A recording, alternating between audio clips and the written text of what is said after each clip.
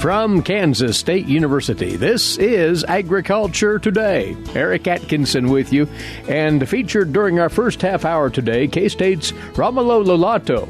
He'll reveal some of the lead findings from a direct survey of Kansas producers on wheat management practices, representing over 700 wheat fields around the state on more than 30 production variables. Their aim here to use the data from these 3 recent production seasons as a guide for future K-State wheat research and production recommendations. Interesting information that they've uncovered, and Romulo will talk about it next. Later this week's K-State Horticulture segment, Ward Upham offers more detailed advice on winter houseplant care, especially for plants that have just been purchased. Plus more, right here on Agriculture Today. Agricultural producers, landowners, and creditors, you have a partner in your legal and financial needs. Kansas Agricultural Mediation Services offers reliable, trusted information and guidance. Whether you need advice for ag credit concerns or are transitioning your operation to the next owner, Kansas Agricultural Mediation Services can assist you in making sound decisions for your business. To learn more, call 800-321-3276 or visit us online. You're listening to Agriculture Today. Good to have you aboard once more. On this part of the broadcast, we will share with you the findings of a 3-year project conducted by our guest and his associates here at K-State. Wheat production specialist Romulo Lollato, K-State Research and Extension, is my side once more. What they've done is conducted an extensive on-farm survey of wheat management approaches here in the state of Kansas. And they've talked with many a producer about how they go about their wheat management. Romulo, what was the general objective of this as you started this effort here, 3 years ago? Yeah. Hi, Eric. Well, thanks for having me on air here today. This is a project that we're particularly excited about. And the objective of the project was essentially to learn from growers, right? So when I started K-State here about 4 years ago, and since then we have been conducting thousands and thousands of small plot replicated research, which is very valuable. But farmers have been farming their land for 30, 40 years or more, if we count for how long it has been in their family. And so really my goal here was, what can we learn from these farmers, right? What are they doing that has been working, and also what has not been working? And so that was the main objective of this survey. And to do that, we simply developed a questionnaire, close to about 35 questions or so. And my PhD student, Brent Janish, he went out and he spent a lot of time with growers. This is one-on-one surveying then? Exactly, one-on-one survey. So depending on the grower, he did it by phone. Depending on the grower, he drove by, sit down, had a coffee with them. And depending on the grower, he just sent it by email and got the survey back. So it really depended on the grower's preference, how we approached them, right? But this project was funded by the Kansas Wheat Commission, right, and has been funded. We're finalizing the project now by the Kansas Wheat Commission, 30 year the project. And really, we're very excited because the findings are quite awesome, and I think it can not only help us improve our management recommendations now, but also help us guide our future research, right? What are some of the questions that are coming up from this survey that we can actually go ahead and put it in a small plot research just to ground truth some of our findings. So then, to be more precise, what information were you seeking here in specific terms? What management practices were you most interested in? So this survey was field specific, right? So we were sitting down with growers and we were asking for field specific information. So what we were asking from the growers is that they gave us 2 or 3 fields, and for a period of 2 or 3 years, right? So maybe about 9 fields per grower. Some growers gave more information than that. Others gave less. But the important thing is that we were getting field-specific information.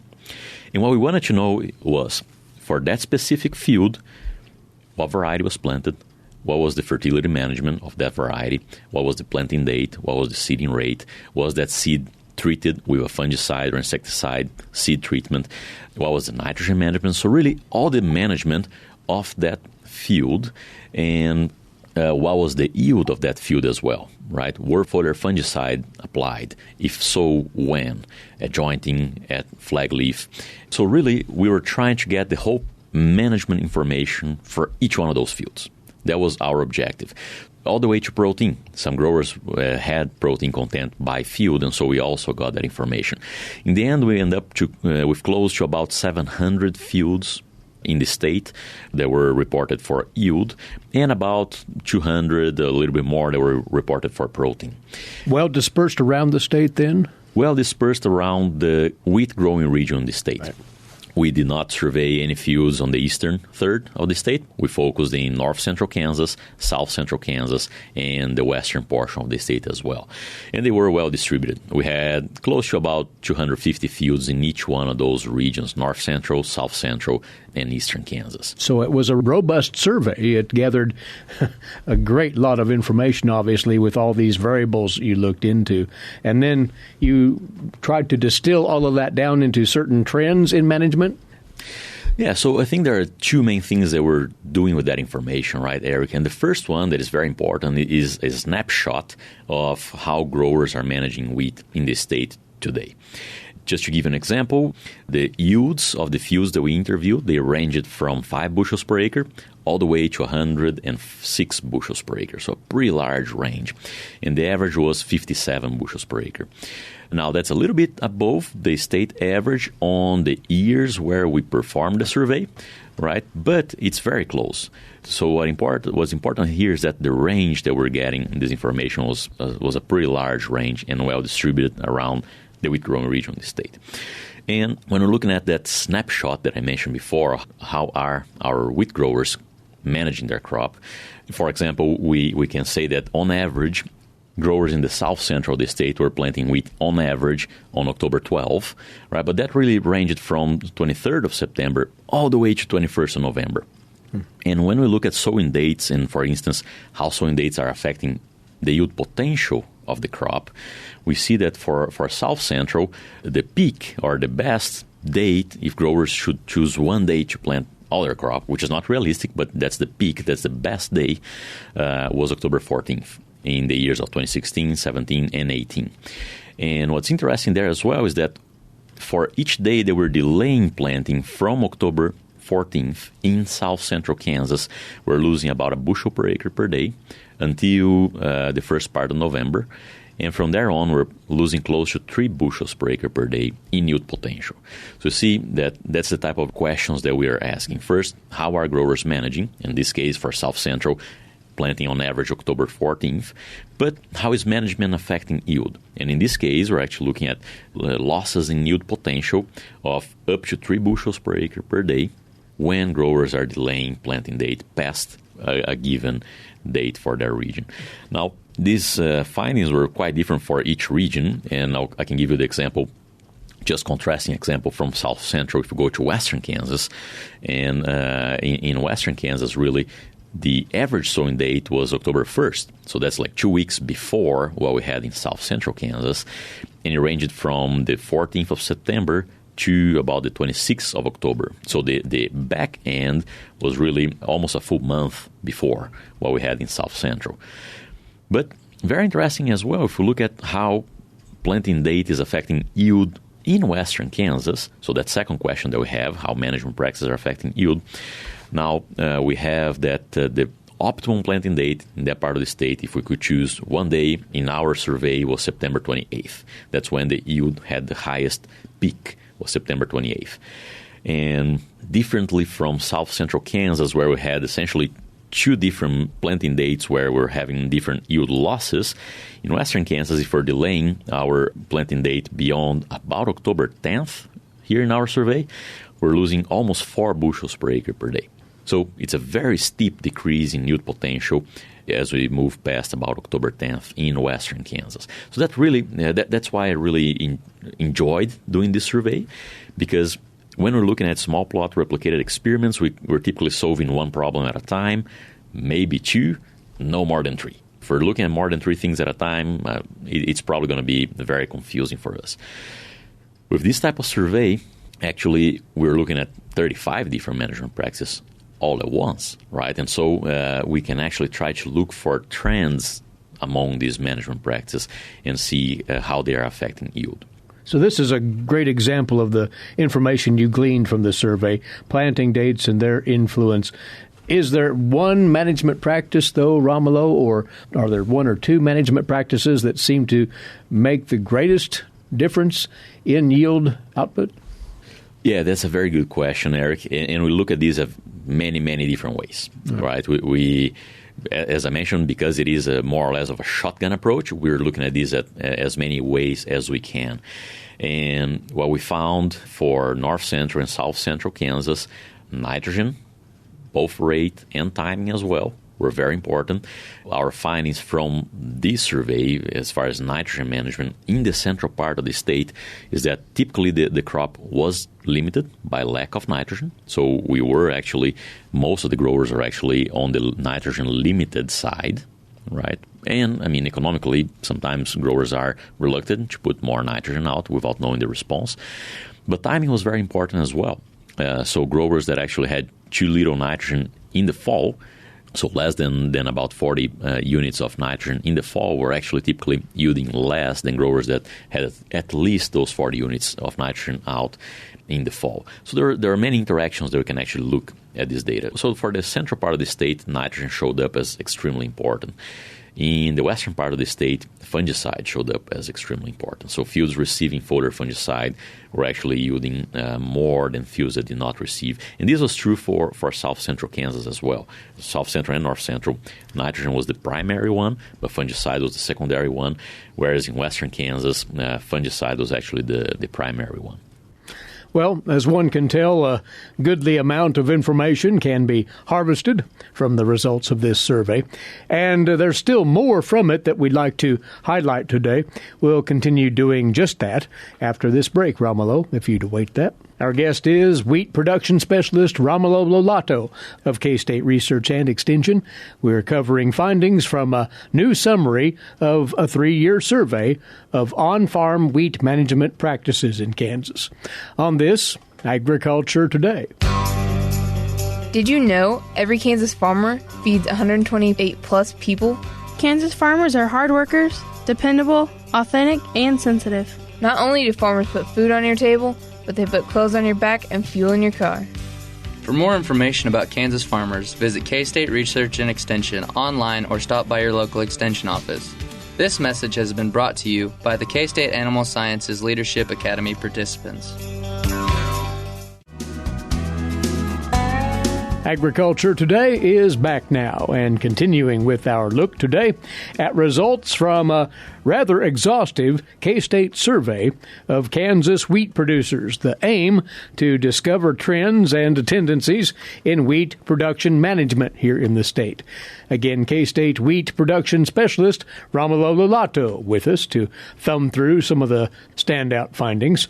He and graduate researcher Brent Janisch carried out this project, which once more was sponsored by the Kansas Wheat Commission. And Romulo, earlier you talked about some of the things you found out about planting dates and input management and how variables like those relate to yield trends.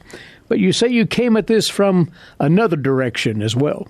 Yeah, so another way that we're looking at this data is also just comparing high and low yielding fields, right? So, for example, if we get across north central Kansas and we want to compare, we have these almost 300 fields, right? So if we just want to see, okay, let's get at the 30 fields that were the highest yielding and compare them with the 30 fields that were the lowest yielding, right? Or 60. We're actually using 60 versus 60, right? So we have about 20% of the highest yielding fields versus 20% of the lowest yielding fields.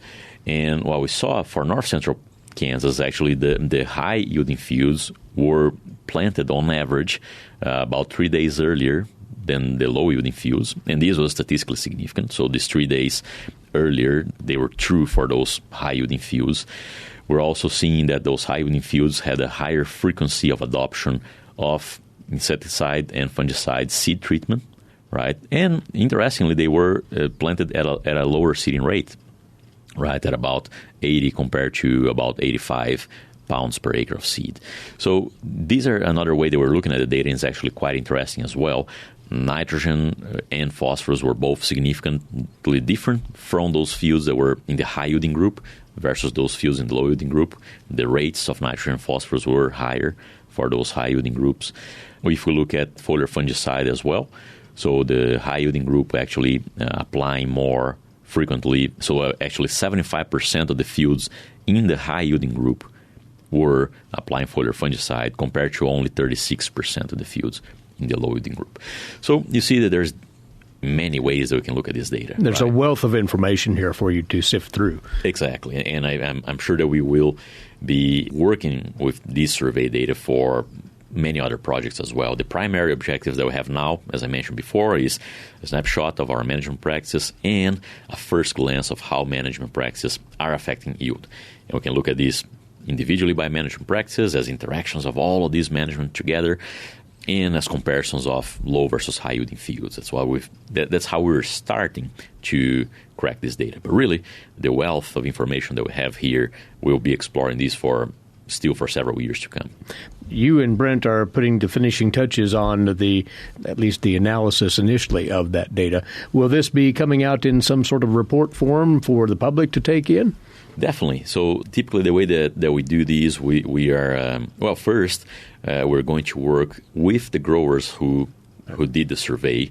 They will be the first ones to receive. And our goal is to put a report for them how they compare to the other fields in their region. Of course, the other fields will be anonymous. The growers won't know who the other fields actually are. But they will see how they compare with the other fields as far as yield, use efficiency of their nitrogen and of their inputs, how their adoption is also compared to the region of the adoption of management practices. So really, we want to acknowledge those growers who participated in the survey by sending them a detailed report just for their region. So how is their management compared to the other growers in the same region that they are? That's the first way that we're going about this. Really just to acknowledge the growers who participated. And then we are finishing the analysis, as I mentioned to you. We will publish this in an extension report once we're done with the analysis, and this should be available in the county offices as well. I've been sharing some of this information in pre-plant meetings, in crop schools. We have a crop production update with K-State now in Salina. We're going to share some of these results there as well. So these results are to some extent already going to the growers, but we will put together an extension publication out of these as well. It will really be intriguing to see that body of information as it comes together. And as you say, for years to come, can be used as a baseline for analysis and perhaps research decision-making and so forth. So very exciting with this survey coming together. And it's been so successful, Romulo, and putting on your other hat as a forage specialist, you are going to take a similar effort to the alfalfa production sector in Kansas, you say. Definitely. And so I'm glad you're bringing that up, Eric. And so this project, the wheat project, was funded by the Kansas Wheat Commission. We recently, together with Oklahoma State University, we got a grant from the USDA to work on an alfalfa water use efficiency project. And so that project has a survey component as well. So we have a master student. Her name is Kaylin Fink. She has already developed the questionnaire. We are already getting approval within K-State to do the questionnaire with growers. And we are now starting to contact growers. So our goal is that this winter, December of 2019 through March of 2020, our goal is going to be to get as many data points as we can, interview as many growers as possible. So perhaps by this time next year, we have quite a few findings already from this year's survey. And it's going to be pretty simple, very similar to the wheat. We will ask alfalfa growers for field-specific data. If they want to share data from a field for 4 or 5 years, that's awesome for us. If they want to share data from 5 fields for 4 or 5 years or 1 year, anyways, we're going to collect as much information as we can from as many alfalfa fields as we can. So if you are an alfalfa grower and you're interested in participating in this survey, please make sure and contact me because we're going to be doing this now during the winter. It's completely anonymous, so there is no way that that data will be traced back to the producer. It's always anonymous. The only ones that actually have access to that data, it's me and the master student. And so we're very excited with that project as well. So if you're an alfalfa grower and you're interested in participating in this survey, it's going to be a short one, and your help will be very, very much appreciated. Just make sure and shoot me an email at Lollato, that's LOLLATO, @ksu.edu, or reach out to me on social media at KSU Wheat, either Twitter or Facebook, just at KSU Wheat. Shoot me a message there saying that you're an alfalfa grower interested in participating in the survey. We're going to be very happy to talk to you. And again, the accent will be on water utilization of the crop by and large? It is. So just like on this wheat one as well, right now we have all the weather data for all those 700 fields. And so now we're looking at water use efficiency there as well, and how management practices are impacting water use efficiency. For the alfalfa one, it's going to be the same thing. So we will, the actual survey is going to be very simple. It's just going to be about the management practices that the growers did in each one of those fields and their yield as well. Right, which I realize that for alfalfa growers sometimes might be more difficult than for wheat growers, but we're going to work with you and try to figure that out together. So, yes, this type of project, the more participation from growers we have, the better our learnings are. And so, again, I really encourage alfalfa growers out in the state to reach out and let me know if you're interested in participating. We would really appreciate your help. Well, that, again, is a spin-off of what has been an exceptionally successful effort so far in gathering information from wheat producers on management approaches over the 3 cropping seasons, 2016, 17, and 18. Results of that survey are now fully coming together, and congratulations, Romulo, to you and Brent for working on this so diligently and arriving at a great reservoir of information that can be useful to a number of people in the wheat industry in the years ahead. Thanks for reporting on it. Yeah, no, thank you, Eric. And again, I need to acknowledge that Brent was the one going after all this data. So he was the one going out and talking with farmers and getting all of this data. We made sure that only one person was doing it, so it is all uniform. And so, yeah, Brent is the lead author in this study, and he's doing an excellent job. So hats off to Brent Janish, who conducted a great lot of the legwork here. Thanks again, Romulo. Romulo Lollato, wheat production specialist, K-State Research and Extension. Once more, some insight on that survey, which was conducted over that 3-year time period on the management that's been employed on Kansas farms in raising wheat crops. Again, one of the easiest ways to reach Romulo, if you'd like to know more about all of this, via social media, Facebook or Twitter, at KSU Wheat is his handle on each of those. And while we're plugging wheat informational resources out of K-State, might as well mention here the K-State official winter wheat website, which features a drop-down menu to guide you to information on specific topics under the headings of crop fertility, disease, insect and weed control, grazing, wheat harvesting and storage. Any facet of wheat management you can think of, that is accessed at agronomy.ksu.edu under the Extension tab there. You are listening to Agriculture Today. We'll return after this break with much more here on the K-State Radio Network.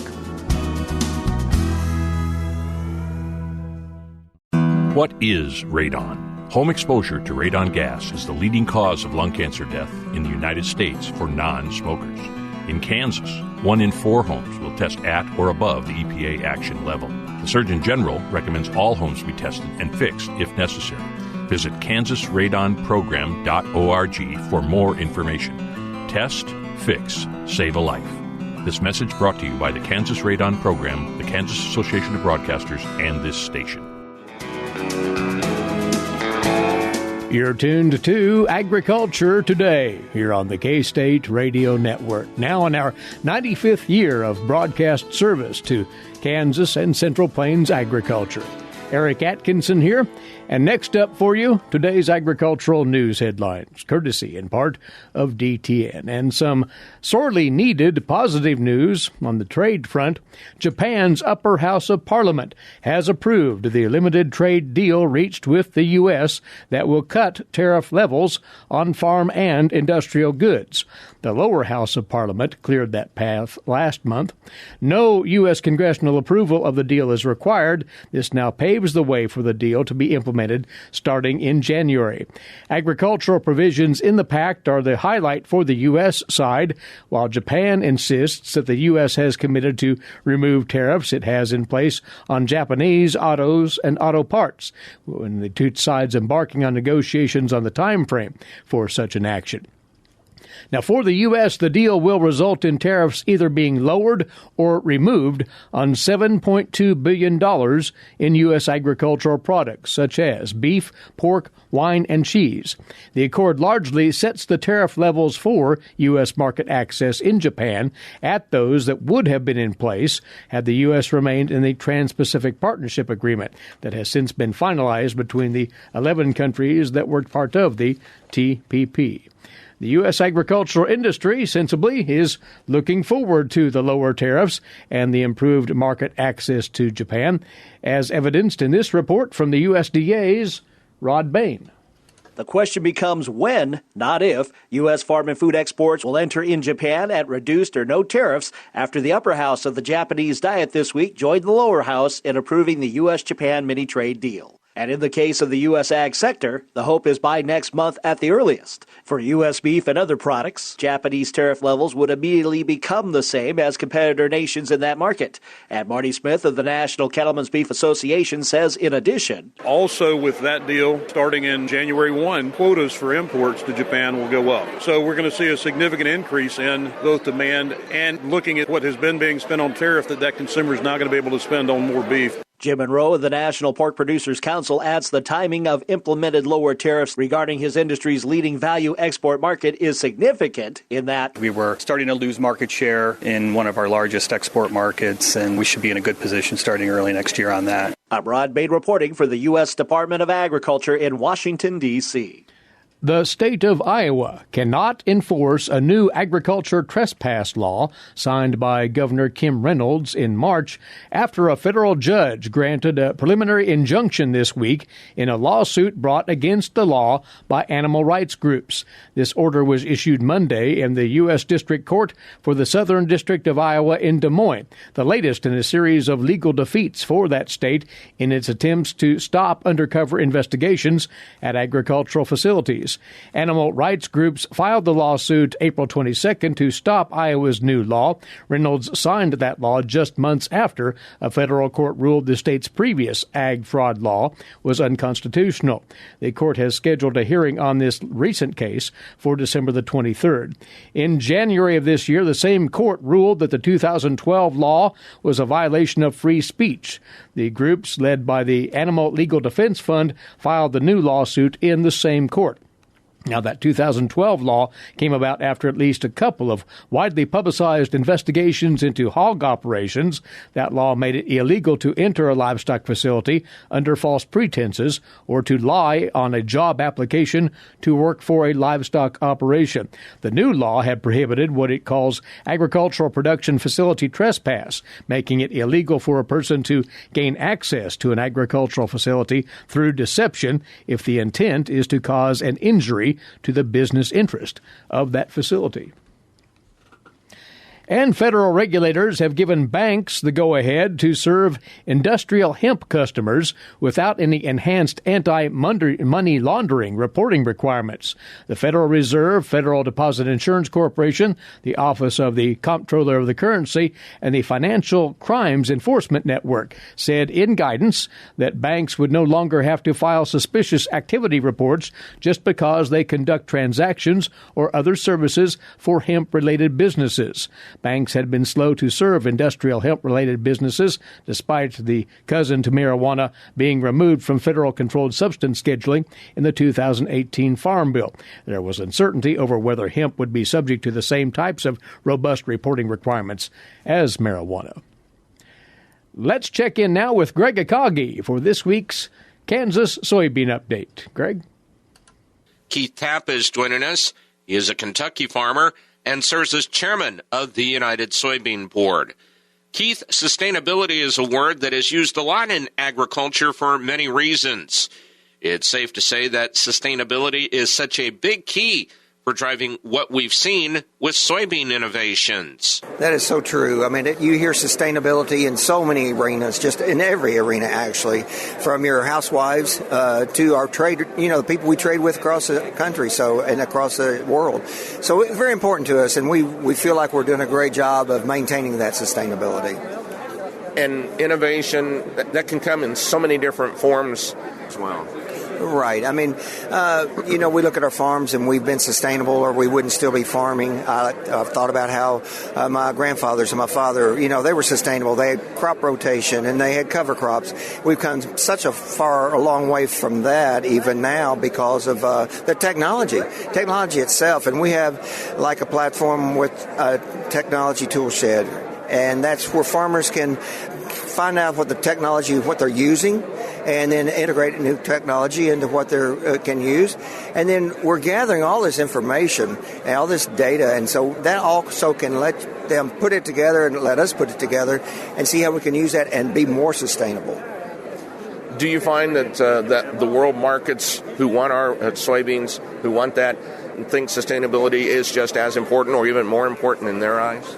I think it's more important because, especially, like say, you talk to our buyers overseas, they want to know that they can depend on us. And 95% of the farmers in the U.S. are sustainable. They practice those things, that conservation measures, things that prove to our buyers that we are sustainable. So, yes, it is very important. And the acceptance is so key for that soybean farming. As you said, 95% is pretty good. 95% is real good, and I don't care what you're talking about, yes. Absolutely. All right, Keith, we appreciate your time. Thank you very much. Thank you, Greg. Appreciate you. And those were the comments of Keith Tapp, who is a Kentucky farmer, and he serves as the chairman of the United Soybean Board on the Kansas Soybean Update. It's brought to you by the Kansas Soybean Commission. Greg Akagi there. Many thanks, Greg, and we'll return shortly on this Agriculture Today.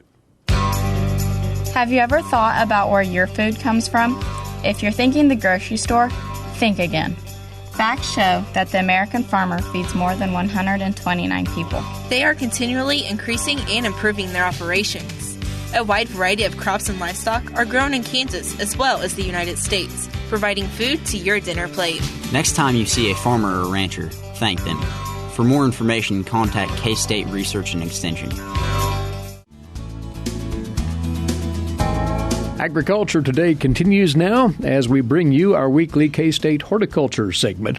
And we'll get into, this time around, some tips on maintaining those houseplants indoors during this winter season.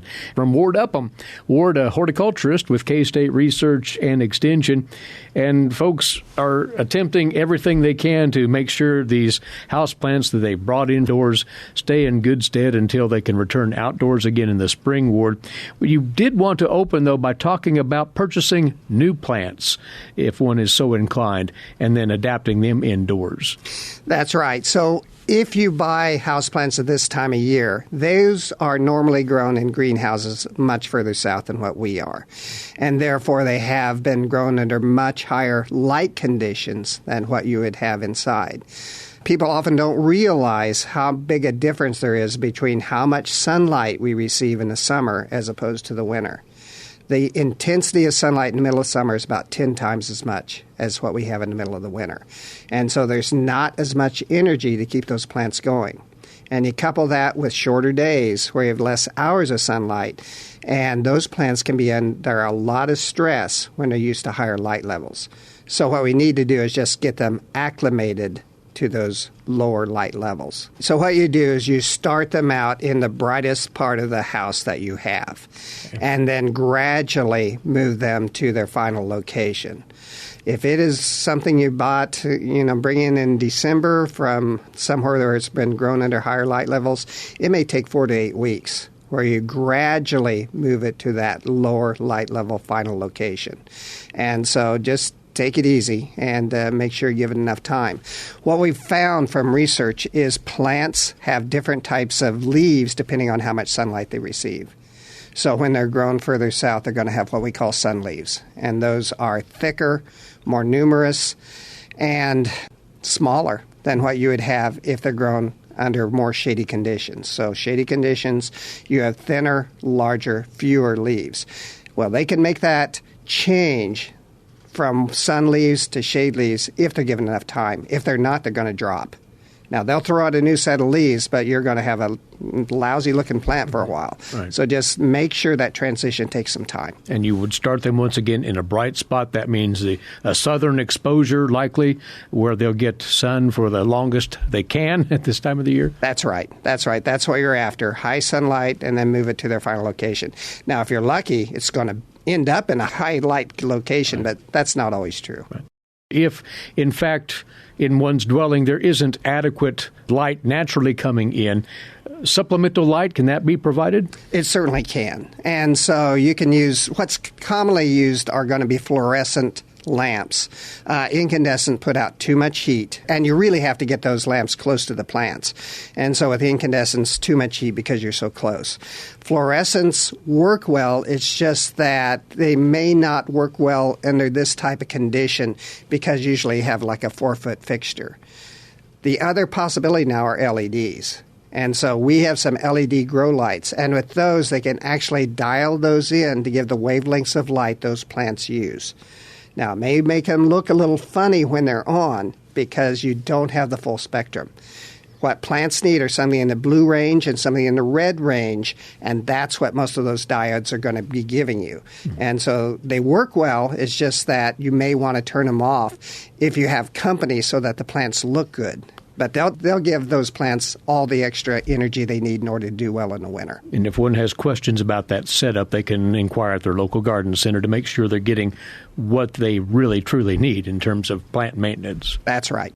Well, you have always urged this, that whatever, new plant, old plant, keep those away from air drafts during the winter. So a door that's opening in the middle of winter can really do a job on a house plant if it's too close. So just keep it away from doors. Keep it also away from the other extreme, which is a heat register. You don't want hot air blowing in that plant either. And if you have an older home with drafty windows, make sure that you have enough room that those drafts don't hit the plant. You may also want to pull the curtains at night to protect them from those drafts as well. So what's the preferred temperature at which you want to maintain houseplants indoors? Yes, so you want, for most plants, it's going to be 60 degrees or above. Ming Aurelia, you need 65, and there are some houseplants where if you're above 50, you're going to be fine. So if you maintain it at 60 degrees for almost all of our houseplants, you're going to be fine. So anything below that, it just depends on the plant. All right. Now, to one of the items that you often talk with homeowners about, try to steer them away from doing the wrong thing here, providing water and nutrient to houseplants while they're overwintering. Errors are made here, you say, Ward. That's very common. Those plants naturally start looking a little ratty during the winter because they're not getting enough light. And what people tend to do is give them a little extra water and a little extra fertilizer. And that's the exact opposite of what you should be doing. Those plants aren't using much water or much fertilizer because they don't have the light energy to use it. Therefore, when you add extra water, what you can do is actually damage the root system. You can drive out the oxygen, and those roots need oxygen just as much as they need water. When you add fertilizer, well, fertilizers are salts. And you get too high of a salt index in that soil, and you burn the roots. So in both cases, what you can do is damage that root system, which makes that plant less likely to survive the winter. So minimize any such applications, water or fertilizer. That's right. So fertilizer, some people don't fertilize at all between November through February, or at most they fertilize at about a quarter of their regular rate. As far as watering, don't go on a set schedule. Stick your finger in that media. If it's dry, maybe a half to 1 inch deep, then you water. Just don't water at a set schedule.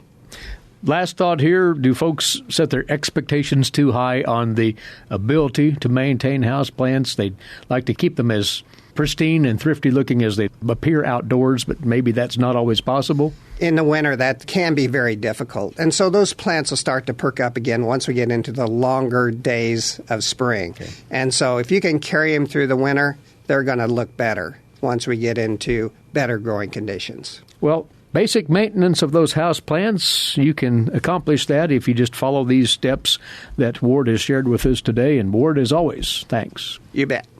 Ward Upham, our guest, he is a horticulturist with K-State Research and Extension. By the way, Ward has authored a series of articles on houseplant care during the wintertime, which can be found in the K-State Horticulture newsletter series. Simply search for that online.